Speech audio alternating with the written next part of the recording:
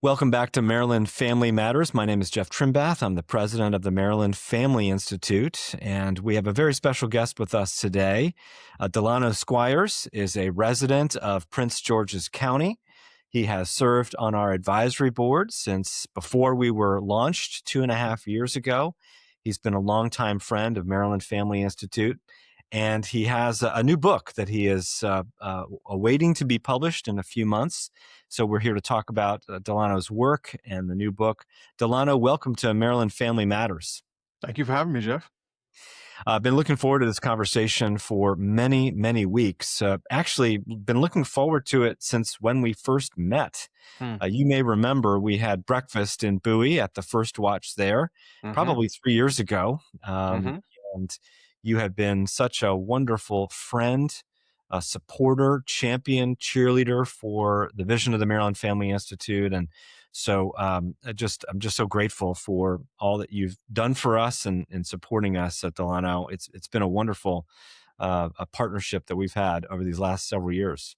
Yeah, I appreciate that. Thank you. It's been fun, and I'm happy to be a co-laborer with you and MFI for the work that we're doing to support, preserve, and strengthen the family. Tell us a little bit about your own family. Yeah, go ahead. Yeah, so I've been married to my wife Stephanie for 13, going on 14 years. We have 4 children, Mm, ages 10 through 6. wow. We live in you mentioned this. We live in Prince George's County. We homeschool, which Mm, we've been doing now for about 5 years.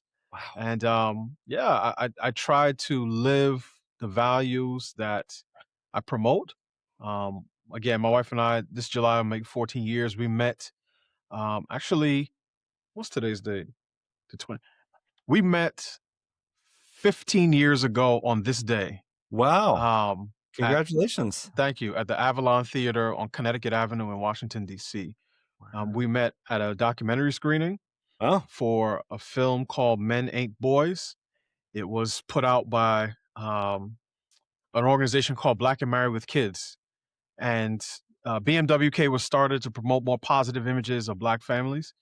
And I was a writer, I was the only single writer at the time. And when the couple that started BMWK was doing their documentary screening in the DC area, and they were from this area, they lived in this area. yeah. They saved me a ticket, asked me to come out. I had class that night. I was in school. I was in grad school at George Washington University, and it was the Sweet 16. Oh, And my that's right. Yeah. and my favorite team was playing, the Yukon Huskies. So I had 2 reasons not to go that night. But I went to support. I ended up sitting on the same row as Stephanie. We struck up conversation. We exchanged numbers. We went to lunch about a week after that. And we started dating seriously in June. I proposed in December, and we got married the following July. Wow. I just love your recounting of that history as an example of the statement you said at the beginning. I try to live the values that I talk about. Yeah. And the fact that you knew this date was the Hmm. date that you first met your wife, and that was a big day in your life, Yeah. so Yeah. that's wonderful. And it sounds like you were thinking about these issues, writing for this blog website Hmm. way back then, but then meeting your wife and getting married to her and obviously having your own kids, starting your own family, sort of turbocharged your already growing interest in the family. Is that right? Oh yeah, absolutely. I mean, I've been thinking about issues around marriage and family probably since I was a teenager. I grew up in New York. Hmm. My parents have been married for 44 years. When Wow. I was growing up, me and my 3 best friends, we all went to church together. Our families have known each other now for decades. Hmm. And the 4 of us always would talk about what made our lives so different. Because Hmm. again, we're growing up in New York. I was in Queens. They were in Brooklyn. A lot of our peers were, getting into trouble, either in street life or things in schools, and we just saw a difference in our lives. We weren't perfect kids by any stretch of the imagination. We got into a fair amount of mischief, but there's certain things that we just wouldn't do. And eventually, we concluded we were raised in particular families. All of our parents have been married again for decades. We're all raised in the same church, so our parents were imparting their Christian values. So it became clear that there was something, particularly about our home environments and our community connection, that created a buffer around us, even in the midst of, the neighborhoods that we were growing up in. So these are issues that I've been thinking about for a long time, and I've been talking to my friends about for a long time. So when I had the opportunity to write for Black and Married with Kids, I took that, and then that opened other opportunities for write for other platforms, both on the center left and now more so on the center right. Hmm. So this has been something that has been in me, trying to escape, probably for the better part of 3 decades now. And I want to talk about your book, but as we set that up, Delano, I want to ask you a question. As you were Mhm. thinking about those issues of family, what made you and your friends different? I want to raise something that many of our listeners may not know about, and that is the Moynihan Report. This is Mm. an important sort of piece of history for us. Can you just describe what that report was as a means of setting up your own book here? Sure. So the Moynihan Report was released in 1965 by Daniel Patrick Moynihan. At the time, he was an assistant labor secretary under President Lyndon Johnson. Mm, Moynihan went on to become a senator from the state of New York. But Moynihan really wanted to look, particularly at the progress of Black Americans. This is almost at the peak of the civil rights movement, mhm, and what he said in the report is that that progress will, in some respects, be stalled by two things. One, he talked about at least another generation of sort of racial discrimination that blacks would face. Again, he was still writing, still in the midst of the civil rights movement. And two, he talked about the breakdown of the traditional family structure. mm, Now, at the point he wrote the Moynihan Report, and the report was called "The Negro Family: A Case for National Action." That was the official name. mm, At that point, about 25% of black children were born to unmarried parents. So mm, again, 1 in 4 non-marital birth rate. He saw this as a case for national action. He went through some of the reasons he believed that this was the case. He talked about the legacy of slavery. He talked about urbanization, unemployment, and then he also talked about what this breakdown was causing at the time. So juvenile delinquency, you know, poorer educational outcomes than otherwise should be expected. And he closed by not with specific policy prescriptions, but just saying that I guess the full force of the federal government should be focused on strengthening the black family. Now, what came out of that from the Johnson administration ultimately was an increase in welfare spending, um, increase in the size of government, and ultimately, I would say, uh, actually undermining the family structure, particularly by displacing men as the primary providers in their households. So I think in many respects, Moynihan had a correct diagnosis, but mm. I think the administration under which he served had the wrong prescription. So that was the report. Last year, I did an event here at Heritage where I'm right now the director for our Center on Human Flourishing. Yeah. But I did an event last year on the 60th anniversary of the Moynihan Report, where I released, I don't want to call it an updated version, but I addressed some of the things that Moynihan described in his report, in my report, which is called Moving Beyond Moynihan. Mm, And I talked about the differences in sort of family structure within the African American community today versus in 1965. And then I talked about how we need to move forward to address some of those challenges. So again, 1965, black non-marital birth rate was 25%. Today, it's been at or around 70% since the late 1990s. wow. So Wow. very different Yeah. environment. And in many respects, looking back on it, Moynihan was very much prophetic when he said that left unaddressed, the family formation issues that he was seeing at the time would begin to replicate themselves even without any external input from whether through policy or culture. So yeah, it is by far, I would argue, the most consequential analysis Hmm. of the Black family, certainly at the time it was published, and probably to this point. And then now let's jump forward to right now. Hmm. Your new book coming out. I've got a piece of paper here with the cover because it has not yet been published. The Hmm. Vanishing Black Family. We're hoping that this becomes the most consequential Yes. commentary on the Black family since Moynihan. I presume a lot of that you just talked about is background to context for what you were trying to get at here in your book to be published here in a few weeks. What is the main takeaway, or a couple of main takeaways you were trying to get across in this book? So the main takeaway is that the traditional family structure. So this is a man and woman living as husband and wife, raising their biological children under the same roof. That family structure um, is not just vanishing, but on the verge of extinction Yeah. within the Black community. Again, 70% of Black children are born to unmarried parents. Half live with a single parent, including about 45% with a single mom. Hmm. So the family structure that was the norm in Black America from the end of the Civil War through the end of the Civil Rights movement is now the exception. Hmm. That is the main takeaway. That's Yeah. one. That's Yeah. the problem. But my book is just as much about solutions as it is about calling attention to a problem.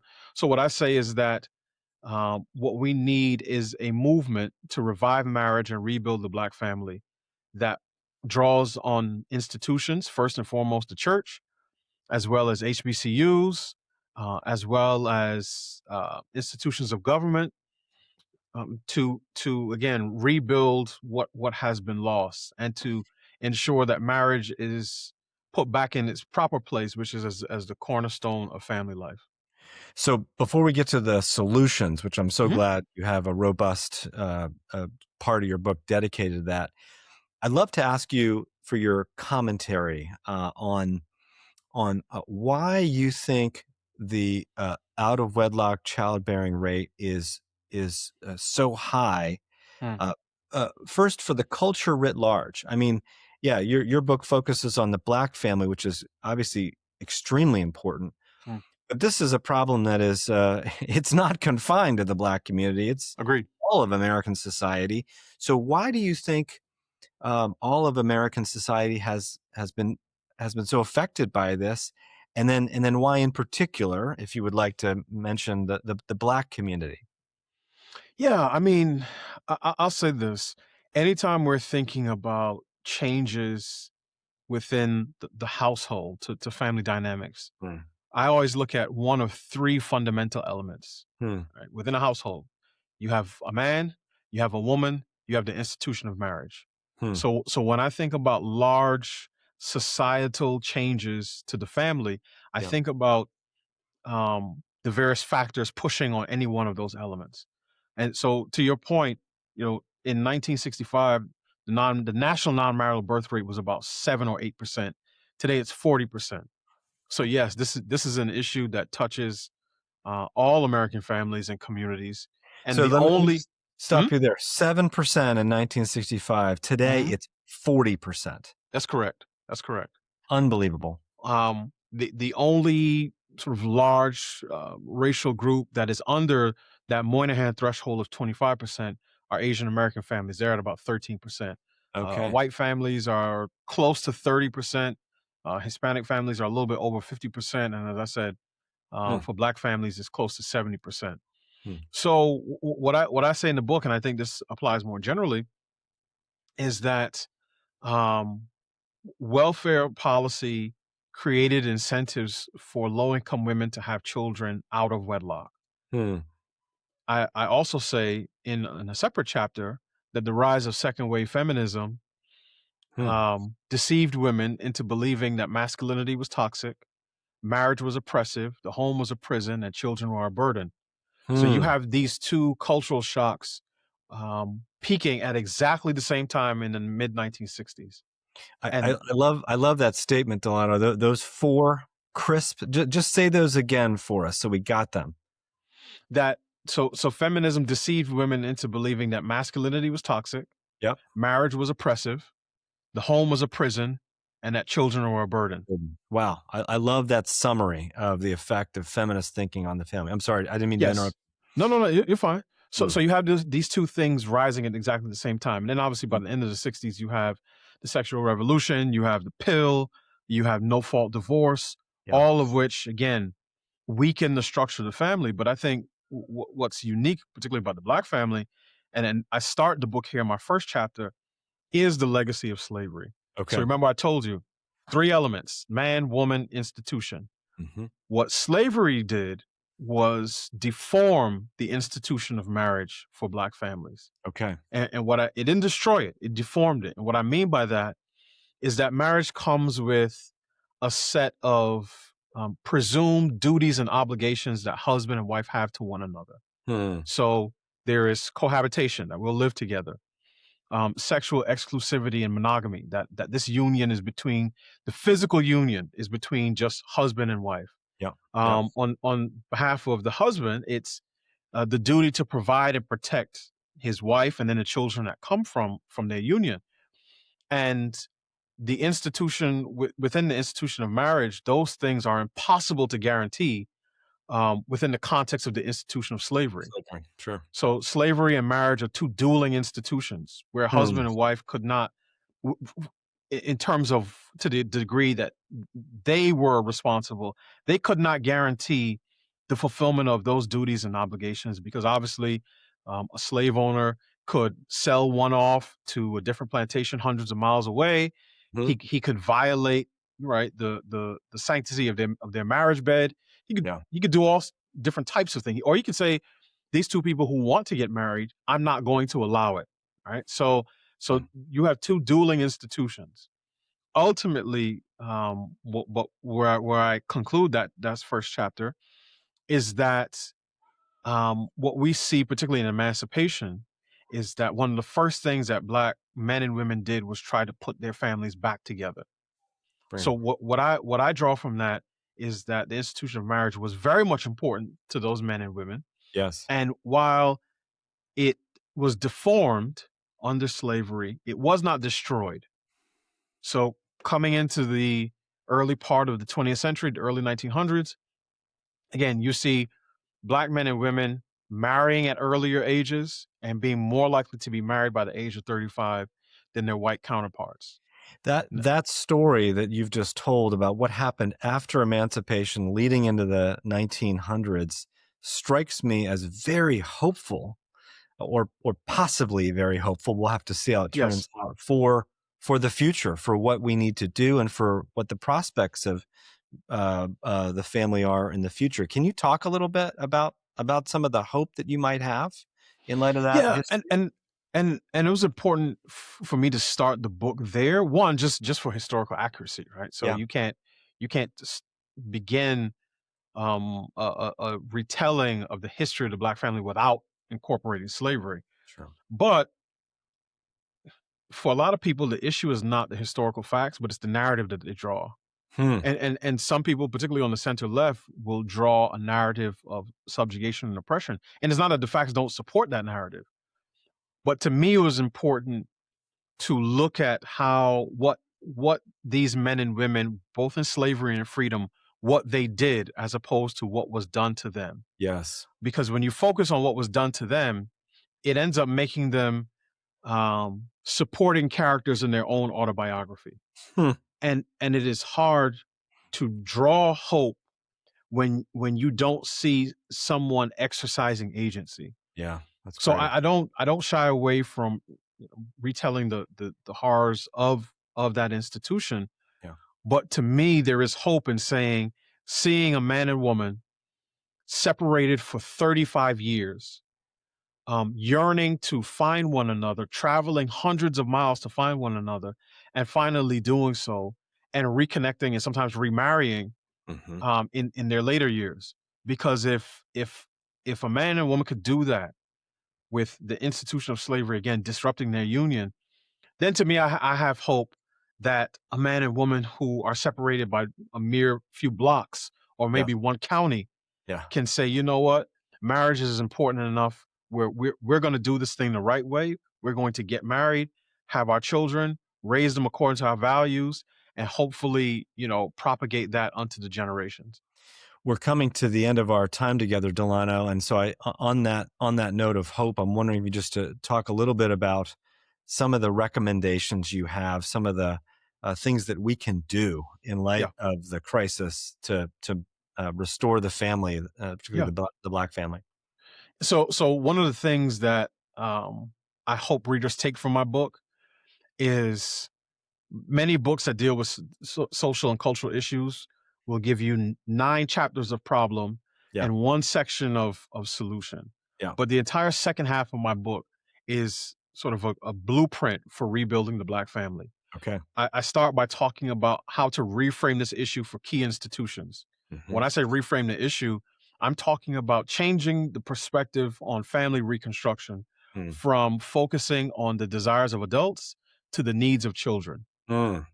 right? So children have a right to the affection, protection, connection, correction, and direction of their parents, Come the on now. one man and one woman who created them. And that Yeah. right is best exercised in a loving, low conflict home with a married mom and dad. Mm. So I, Mm. I reframe the issue for key institutions. First and foremost, the church. If the family is to be rebuilt, and this is a general message, but particularly, what I'm saying in this book, the church has to take the lead. Yeah. So the church has to declare that God's design for marriage is good, and it is what everyone needs if we want to have successful families. Doesn't mean everybody who gets married has to be Christian, Yeah. but marriage in and of itself, the institution of family, is one of God's common graces that He gives to all. But Mm. you need a blueprint, and you have to acknowledge the architect if you want to rebuild what's been destroyed. So I talk about reframing the issue for key institutions. I talk about removing political obstacles. Now, Hmm. these are the groups who come as allies, quote unquote, of the Black community, who will resist family revival and marriage reconstruction. So I Yeah. name these groups, including feminists, LGBT activists, and big government liberals. Hmm. So I do that to prepare marriage advocates for the opposition that they are guaranteed to face. Yes. I talk about rejecting destructive media. Mm. It's impossible for any group of people to have media platforms and messages sort of focus on their community that degrade women, promote violence among men, promote drug abuse among the youth, and then think that you're going to build healthy and strong families. Mm. Mm. So I talk about rejecting media, destructive media, and then I finish by rallying marriage advocates for battle That's by great. saying, look, this it took us multiple generations to get here. It will take us multiple generations to get out. But if we concentrate our efforts and make this the highest priority, Mm. I believe that we can make a change. And going back to the Moynihan report, the biggest difference between his report and my book is that in writing in 1965, when Moynihan talks about marshaling the resources of the federal government to strengthen the Black family, he was writing almost exclusively to a white audience. Right? Hmm. So this is Okay. federal legislators. Sure. In 2026, when I talk about marshaling cultural resources and marshaling cultural, social, political, financial capital to rebuild the Black family, I am speaking primarily to the Black leadership class. I'm Okay. talking to civil rights organizations. I'm talking to professors. I'm talking to pastors. I'm talking to politicians. I'm talking to pundits. Hmm. Those are the people that have an obligation to act first and foremost. And then from there, we can say, let's gather helpful allies to aid us in this fight. But it has to start there, and that's the difference between what I'm writing in 2026 and what Moynihan wrote 60 years ago. The book is The Vanishing Black Family. We're here with the author, Delano Squires. Delano, thank you for the courage that you've shown to write this book, the personal commitment and passion to stand for the traditional family. Thank you for your service to the Maryland Family Institute and for your witness here in Maryland. And thank you for being our guest today on Maryland Family Matters. Thank you for having me, Jeff. Appreciate it.